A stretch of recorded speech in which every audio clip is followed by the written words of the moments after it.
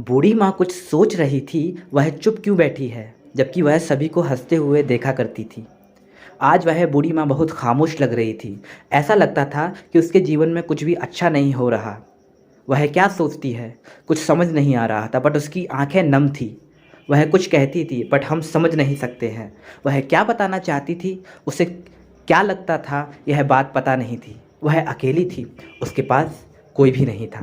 Because बहुत समय पहले ही बूढ़ी माँ अकेले रहने लगी थी। उसके जीवन में परेशानी कम नहीं थी। जिस उम्र में उसे आराम करना चाहिए था, आज वह काम कर रही थी। वह कुछ नहीं कहती थी, पर शायद अपने मन में सोचा करती थी यह जीवन अच्छा नहीं है। उसकी झोपड़ी बहुत छोटी थी, बट जो भी उसके पास आता था वह सभी का स्वागत करती थी। उसकी बातें सभी को बहुत अच्छी लगती थी, बट वह अकेली थी, कुछ नहीं कहती थी। शायद उसे भी अच्छा लगता था कि कोई उसके पास आए, उससे बात करे, बट यह सही नहीं था। बिकॉज बहुत ही कम लोग उसके पास आते थे।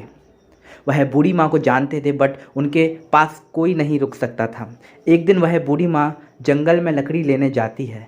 वह बहुत धीरे धीरे चलती है। जिंदगी की रफ्तार ने सब कुछ धीरे कर दिया है। अब वह पहले जैसी तेजी नज़र नहीं आती।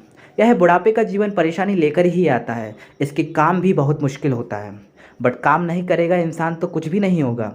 यह जीवन है जो कि सभी के लिए मुसीबत है। वह बूढ़ी माँ देखती है कि शेर सामने खड़ा है। उसे देखकर ऐसा लगता है कि अब कुछ नहीं होगा। वह बूढ़ी माँ का आज शायद आखिरी दिन है। वह शेर उस पर हमला कर देगा, सब कुछ खत्म हो जाएगा। अब जीने की इच्छा भी नहीं। वह कुछ नहीं करती है, बिकॉज वह भाग भी नहीं सकती। उसकी कोई मदद नहीं करेगा। वह शेर से कहती है कि तुम भूखे लगते हो, मुझ पर हमला करके तुम अपनी भूख को दूर कर सकते हो। वह शेर बूढ़ी माँ के पास आता है। बूढ़ी माँ चुप रहती है, कुछ नहीं कहती है। बट यह क्या हुआ था?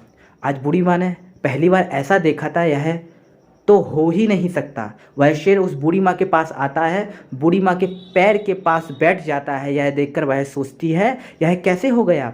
एक शेर यह क्यों कर रहा है जबकि उसे तो हमला करना चाहिए, बट वह तो चुप बैठा है।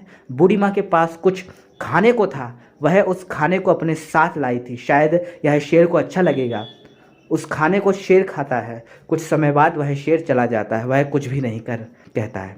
वह बूढ़ी माँ वापस आती है। यह आज क्या हुआ था उसे नहीं पता था। सभी परेशान हैं, जिनकी परेशानी दूर भी नहीं हुई है, वह अपने काम में लग जाती है। उसे यही लगता है कि जब तक जीवन है उसे काम करना ही होगा।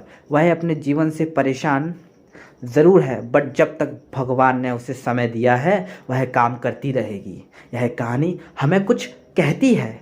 शायद जीवन में हम सब कुछ कर सकते हैं, बट परेशानी तो हमारे साथ ही रहती है।